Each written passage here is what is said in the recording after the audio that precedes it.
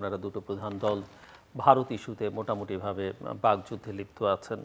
So সেটা কেন এত প্রমিনেন্ট হয়ে উঠলো সেটা একটু বোঝার দরকার। একটা সামাজিক আন্দোলন কেউ কেউ করছে, সেখানে কোনো কোনো রাজনৈতিক দল বা কোনো কোনো দলের কোনো কোনো নেতা ইতিমধ্যেই জড়িয়ে পড়েছেন। সরকারের দিক থেকে এক ধরনের ভাষ্য আমরা পাচ্ছি, ভারত থেকেও নানা রকমের বক্তব্য আমরা পাচ্ছি। সব মিলে আপনাদের দুজনের বক্তব্যটা আমি শুনতে চাইব। ধন্যবাদ। আবার দেখুন, আইনের শাসনের ব্যাপারে ওনার কিছু রিপ্লাই আমি দিচ্ছি, আপনার কথার উত্তরও আমি দিব। দেখুন, বঙ্গবন্ধুকে যখন হত্যা করা হয়েছিল তখন কিন্তু মামলা নেওয়া হয়নি। বঙ্গবন্ধুর হত্যার বিচার শুরু হয়েছিল 21 বছর পরে। হ্যাঁ, ওই 21 বছর আইনের শাসন কোথায় ছিল আমার প্রশ্ন। আমার না, শুধু এই বাংলাদেশের জনগণের। 21শে আগস্টের গ্রেনেড হামলা যখন আমাদের মাননীয় প্রধানমন্ত্রীকে মেরে ফেলার ষড়যন্ত্র করা হয়েছে, তৎকালীন প্রধানমন্ত্রী তার পুত্র সহ, এবং সমস্ত ডিজিএফআই এনএসআই পুলিশকে সম্পৃক্ত করে মন্ত্রী এমপিরা জড়িত থেকে তৎকালীন, তখন ওনাকে হত্যা করতে চেয়েছিল এবং 24 জন নেতাকর্মী আইবির রহমান সহ প্রাণ দেয়। হ্যাঁ, সেই মামলার তদন্ত নিয়ে কোহিনুর মিয়াকে দিয়ে যে জজমিয়ার নাটক সাজানো, সেগুলো কার আমলে হয়েছে? অতএব ওনারা যে আইনের শাসনের কথা বলে, ওনাদের নিজেদের চেহারাটা একটু আয়নায় দেখা উচিত আমি মনে করি, ওনারা কিছু বলার আগে। এখন তাই বলে যে তুমি অধম বলে আমি উত্তম হইব না কেন, আমরা সেই নীতিতে বিশ্বাসী। আমাদের আমলে অন্তত দুর্নীতিকে দুদক আছে, বিচার করছে, তাদেরকে ফেস করতে হচ্ছে। অথচ আমরা দেখেছি যে বিএনপির আমলে কি দেখেছি, বেগম খালেদা জিয়া তার দুর্নীতির কালো টাকা মানে জরিমানা দিয়ে সাদা করেছেন। সাইফুর রহমান সাহেব প্রয়াত, উনিও তার টাকা জরিমানা দিয়ে ইয়ে করেছেন, সাদা করেছেন। এই অর্থমন্ত্রী করেছেন, প্রধানমন্ত্রী করেছেন তখনকার দিনের। তারপরে আমরা দেখেছি তার জিয়াউর রহমানের ছেলে তারেক জিয়া এবং কোকো রহমান, তাদের পাচারকৃত অর্থ সিঙ্গাপুর থেকে দেশে আসছে, এফবিআই এসে সাক্ষ্য দিয়ে গেছে, সেই টাকা আমরা পেয়েছি। সেরকম তাহলে দুর্নীতি কাদের আমলে হয়েছে? অবশ্যই তাদের আমলে। কাদের আমলে 5 বার চ্যাম্পিয়ন। অন্যান্য টাকা আনছেন না কেন আপনারা, এটা অনেকে প্রশ্ন করেন। যে অন্যান্য অবশ্যই সবগুলোই আমরা কাজ করছি, সবগুলোর জন্যই কাজ করছি, সবগুলোর জন্যই সরকার, এবং যদি আমার দলের কেউ করে থাকে সেটাও আমরা, তার ব্যাপারেও আমরা কোনো নো কম্প্রোমাইজ, কোনো ছাড় দেওয়া হবে না। কারণ জননেত্রী শেখ হাসিনা মাদক, জঙ্গিবাদ এবং দুর্নীতি, এই তিনটাকেই জিরো বলেছেন এবং এটা তিনটার বিরুদ্ধে উনি কাজ করছেন। আজকে দুর্নীতির বিরুদ্ধে উনি সোচ্চার বলেই কিন্তু দেশ আজকে এগিয়ে যাচ্ছে। কারণ দুর্নীতি এবং দেশের উন্নয়ন দুটো একসাথে চলতে পারে না। দুর্নীতি হলে কি হতো, আজকে দেশে দেখুন এলিভেটেড এক্সপ্রেস ওয়ে হয়েছে, পদ্মা সেতু হয়েছে, বঙ্গবন্ধু টানেল হয়েছে, তারপরে আমরা মেট্রো রেল ব্যবহার করছি। এগুলো কি কেন হয়েছে? নিশ্চয়ই সরকার কাজ করছে বলি। আর যদি দুর্নীতি হতো তাহলে তো এত মেগা প্রকল্প বাস্তবায়ন করা যেত না। অতএব আমাদের এই জিনিসটা বুঝতে হবে। আর বিএনপির সময় তো আমরা দেখেছি সেই 400 সুটকেস নিয়ে মধ্যপ্রাচ্যে যাওয়া বেগম খালেদা জিয়ার, তারপরে আমরা দেখেছি হাওয়া ভবন, খাওয়া ভবনের দুর্নীতি, খাম্বা দুর্নীতি, এগুলো তো মানুষের মুখে মুখে ফিরছে। তখন দুটো সরকার ছিল, হাওয়া ভবন ছিল একটা, আরেকটা ছিল এমনি সরকার। অতএব সেইগুলো কিন্তু জনগণ ভুলে যায়নি। এখন সবচেয়ে বড় কথা হলো, তারা করেছে বলে আমরা করব, আমরা কিন্তু সেই নীতিতে বিশ্বাসী না। এবং দেখেন, জননেত্রী শেখ হাসিনা দুর্নীতির বিরুদ্ধে অভিযান কয়েকবার চালিয়েছেন এবং এটা একটা চলমান প্রক্রিয়া। একটা দেশ থেকে দুর্নীতিকে আপনি সম্পূর্ণভাবে শিকড় উপড়ে ফেলতে পারবেন না, তবে এটাকে সহনীয় পর্যায়ে নিয়ে আসা, এটা হলো সবচেয়ে বড় কথা। আর আরেকটা কথা হলো, আবরার হত্যা মামলার কথা বারবার উনি বলেছেন। সেই হত্যা মামলায় কিন্তু 20 জন আসামির ফাঁসি হয়েছে, তারা কিন্তু ছাত্রলীগের কর্মী। যদি আইনের শাসন না থাকতো তাহলে এটা কেমনে হয়? যদি আইনকে প্রভাবিত করতো তাহলে কি ছাত্রলীগের কর্মীদের ফাঁসি হতো? হতো না। তার মানে আইনকে প্রভাবিত করেনি। 5 জনের যাবজ্জীবন শাস্তি হয়েছে এবং 2021 সালের 8 ডিসেম্বর এই রায় দেওয়া হয়েছে। তো এখন এগুলা কিন্তু আমাদেরকে বুঝতে হবে। আর ওনাদের আমলে তো বঙ্গবন্ধু হত্যার মামলাই নেয়নি, তারপরে নিতে দেয়নি। 21শে আগস্টের গ্রেনেড হামলাও উল্টাপাল্টা দেখা গেছে। ওই যে জজ মিয়াকে দিয়ে নাটক সাজিয়ে ওনারা কি করলেন সেটাও বাংলাদেশের জনগণ, পৃথিবীর সবাই জানে। এখন আপনি আসেন ভারতের প্রসঙ্গে। দেখুন, জাতির পিতাকে যখন হত্যা করা হয়, হত্যা করার পরপর কিন্তু এই দেশে জিয়াউর রহমান জনগণের মধ্যে ভারত বিরোধী একটা সেন্টিমেন্ট তৈরির চেষ্টা করেন এবং উনি মোটামুটি সফল হন। এবং তারই অংশ হিসেবে উনি কি করেছিলেন, ধর্মভিত্তিক দলগুলোকে রাজনীতির অনুমতি দিয়েছিলেন। বিদেশ থেকে উনি গোলাম আজমকে ফিরিয়ে এনেছিলেন, নাগরিকত্ব দিয়েছিলেন এবং উনি বেশ নাগরিকত্ব কোর্টের মাধ্যমে। আওয়ামী লীগের বিরুদ্ধে ওনাদের একটা অপপ্রচার ছিল কি, যে আওয়ামী লীগ যদি ক্ষমতায় থাকে দেশ ভারত হয়ে যাবে, আওয়ামী লীগ যদি ক্ষমতা থাকে মসজিদে উলুধ্বনি শোনা যাবে, ফেনী পর্যন্ত ভারত হয়ে যাবে, দেশটা হিন্দু রাষ্ট্র হয়ে যাবে, ভারতের কাছে দেশ বিক্রি করে দিবে, ইত্যাদি ইত্যাদি কত কিছু। কিন্তু আওয়ামী লীগ তো এটা না 5 বার ক্ষমতায়। কেউ কি দেখেছে আওয়ামী লীগ কোথায় বাংলাদেশকে কোথাও বেঁচে দিয়েছে? দেয়নি। বরং তিস্তা প্রকল্প থেকে শুরু করে এই যে ছিটমহল থেকে শুরু করে স্থল সীমান্ত চুক্তি, গঙ্গা পানি চুক্তি সব কিন্তু এই সরকারের আমলেই হয়েছে। বিএনপি বা অন্য কোনো সরকার যারা ছিল তারা ভারত থেকে কিছুই আনতে পারেনি।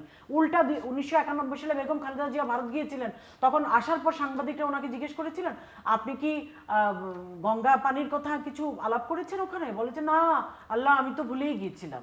এই হলো ওনারা যখন ক্ষমতায় থাকে তখন ভারত তোষণ করে, আর যখন ওরা ক্ষমতার বাইরে থাকে তখন ভারত বিরোধিতা। তারপরে 2001 সালে বিএনপি চেষ্টা করলো যে ভারতের সাথে সম্পর্কটা একটা উন্নয়ন কিভাবে করা যায়, এবং তখন তারা করলো কি 2001 সালে ক্ষমতায় আসলো। ক্ষমতায় আসার পরে ভারত দেখলো যে বিএনপির আসল চেহারাটা প্রকাশ হয়ে গেছে। তারা উপরে উপরে করতো ভারতের তোষণ, ভিতরে আইএসআই এর সাথে সম্পর্ক, এটাও কিন্তু ফ্ল্যাশ হয়ে যায়। এরপর থেকে ভারতের সাথে তাদের কিছুটা দূরত্ব, পরে তারা সেই দূরত্ব গুছিয়ে নেওয়ার জন্য 2018 সালে তাদের একটা থিঙ্ক ট্যাঙ্ক দিল্লিতে যায়, ভারত যায়, এবং তাদের একটা কম্প্রোমাইজ করার জন্য। তখন ভারত বলেছিল যে তারেক জিয়াকে নেতৃত্ব থেকে সরিয়ে দিতে হবে, তখন তারা রাজি হয়নি, এরপরে এই অবস্থা। এখন আপনি দেখুন এই যে 7 জানুয়ারি নির্বাচনের আগ পর্যন্ত কিন্তু ভারত নিয়ে কোনো কথা বলে নাই আপাতত। তারা যেই নির্বাচনটা হয়ে গেল এখন শুরু করেছে। আর আপনি যে বলেছেন সামাজিক যোগাযোগ মাধ্যমে, গত 20 মার্চ ওনাদের যে সিনিয়র যুগ্ম মহাসচিব রিজভী সাহেব উনি করলেন কি, ওনার গায়ে একটা কাশ্মীরি শাল ছিল, উনি এটা ছুঁড়ে ফেলে দিলেন এবং কর্মীরা এটা পোড়ালো। এই একটা ঘটনাই আমরা দেখেছি যে বিএনপির নেতৃবৃন্দই কিন্তু চাদর পুড়িয়েছেন, আর কাউকে আমরা দেখিনি সামাজিক যোগাযোগ মাধ্যমে ভারতীয় পণ্য পোড়াতে। তো শুরুটা কিন্তু উনিই করেছেন। আবার ওনার দলের লোকজন বলছে এটা উনি করেছেন, এটা ওনার ব্যক্তিগত, উনি কোনো দলের সিদ্ধান্ত না। মানে কিন্তু দলের সিদ্ধান্ত যদি না হয়, রিজভী সাহেব একটা দায়িত্বশীল পদে আছেন, উনি কি এটা বলতে পারেন? উনি সিনিয়র যুগ্ম মহাসচিব, উনি কিছু বললে এটা দলের কেন না হবে? আর যদি দলের না হয় তাহলে উনি ওনার বক্তব্য প্রত্যাহার করুন। আমরা একটু শেষের দিকে আসছি আপনার কাছে, মিস ফারজানা শারমিন পুতুল। বয়কট এটা একটা মেন্টাল স্টেট জিলুর ভাই। এখন আমি কোনটা নেব না, ভারত বয়কট এটা অবশ্যই বিএনপির কোনো দলীয় সিদ্ধান্ত নয়। এটা রুহুল কবির রিজভী যখন এটা করেছেন উনি নিজেই কিন্তু পরে স্টেটমেন্ট দিয়ে বলেছেন উনি ব্যক্তিগত পর্যায় থেকে এই কাজটা করেছেন, এবং এরকম ব্যক্তিগত পর্যায় থেকে এটা করেছে। এটা একটা এক্সিকিউশন, এটা একটা এক্সিকিউশন। এখন ভারত উনি বলছেন যে 7 তারিখের আগে এই ধরনের কোনো কথা ছিল না।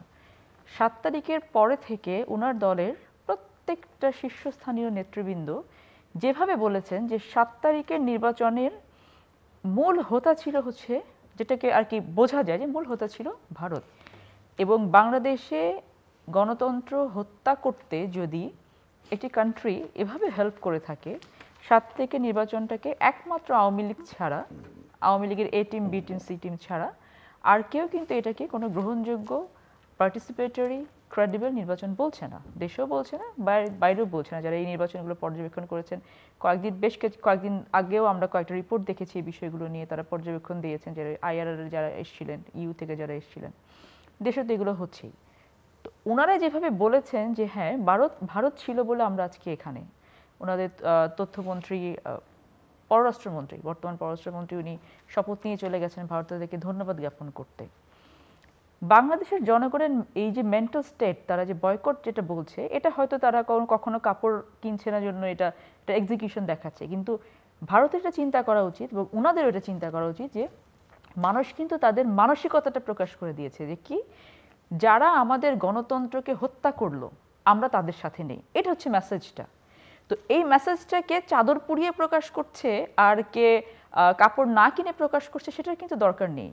যদি তাদের বোঝার ক্ষমতা থাকতো, তারা বুঝতে পারতো যে দেশের জনগণের স্বার্থ, উনি বলছেন যে বাংলাদেশকে বিক্রি করেনি ভারতের কাছে, আপনারা রেখেছেনটা কি বাংলাদেশের? আর বাংলাদেশের এই যে ভূখণ্ডটুকু, এই মানচিত্রটুকুর ভেতরে কতটুকু জিনিস আর বাংলাদেশের আছে? বাংলাদেশের কোন ডিসিশনটা বাংলাদেশের রাজনৈতিক নেতৃবৃন্দ এখানে বসে থেকে নিতে পারেন? আজকে আপনি সিন্ডিকেট নিয়ন্ত্রণ করতে পারছেন না, প্রশ্ন করেন কেন? আজকে আপনি জনগণের কাছে গিয়ে জনগণের ম্যান্ডেট নিয়ে আসার ক্ষমতা আপনার নেই, আপনি প্রশ্ন করেন কেন? আপনি নির্বাচন দিতে ভয় পাচ্ছেন, প্রশ্ন করেন কেন? আপনি উপজেলা নির্বাচনে বলছেন যে আপনি দলীয় প্রতীক দেবেন না, কেন নৌকার প্রতীক দেবেন না? আপনি এটা চিন্তা করে দেখেন। তো নৌকার প্রতীক দিয়ে কিন্তু এখন মানুষ সরে যায় নৌকার প্রতীকের কাছ থেকে। সো আমার কথা হচ্ছে বয়কট এটা একটা সামগ্রিক যে ইম্প্যাক্ট যেটা পড়েছে, এটা অন্যরকম একটা রিভলিউশন রূপ নিতে পারে কারণ হচ্ছে মানুষের যখন পিঠ দেয়ালে ঠেকে যায় এবং আমরা আজকে গণতন্ত্রহীনতা এটা একটা সাফোকেশন জিল্লুর ভাই, এতটাই সাফোকেশন যে আমরা কিন্তু কোথাও স্বস্তিতে নেই, কোনোখানেই স্বস্তিতে নেই। আমরা যখন এই যে সুপ্রিম কোর্টে যে ন্যাক্কার জন্য ঘটনাটা ঘটে গেল, আমরা লয়াররা আমরা মুখ দেখা দেখি করতে কষ্ট হয়, কেন আমার এত সুন্দর জায়গাটাতে সাফোকেটিং একটা কন্ডিশনে আমাদেরকে থাকতে হবে? রিজন গণতন্ত্রহীনতা। এখানে তো গণতন্ত্রের চর্চা নেই, দেশের এই অবস্থা। উনি বলছেন যে বিএনপির নিজেরই অস্তিত্বহীন, তাহলে বুয়েটের প্রসঙ্গ উনি বললেন যে ছাত্র দল নিয়ে উনি কী করবেন। আপনি বলছেন আপনি যখন ছাত্র রাজনীতি করেছেন আপনি একটা খুব সুন্দর পরিবেশে ছাত্র রাজনীতি করতে পারছেন। আপনিও বললেন যে হ্যাঁ তখন তো বিরোধী জোট ছিল, বিরোধী একটা দল ছিল, সেটাই হচ্ছে রাজনীতির ডেমোক্রেসি এবং পলিটিক্সের বিউটি, যে দুটো দল থাকবে, তিনটা দল থাকবে। কিন্তু আজকে সমগ্র বাংলাদেশে এক আওয়ামী লীগ ছাড়া কারো কোনো অস্তিত্ব আছে? যদি ফর অ্যান এক্সাম্পল আমরা যদি বলি যে বুয়েটের এই ঘটনাটাতেই আপনি দেখেন তারা কি বলছে যে বুয়েটে কালো দলের যারা আছে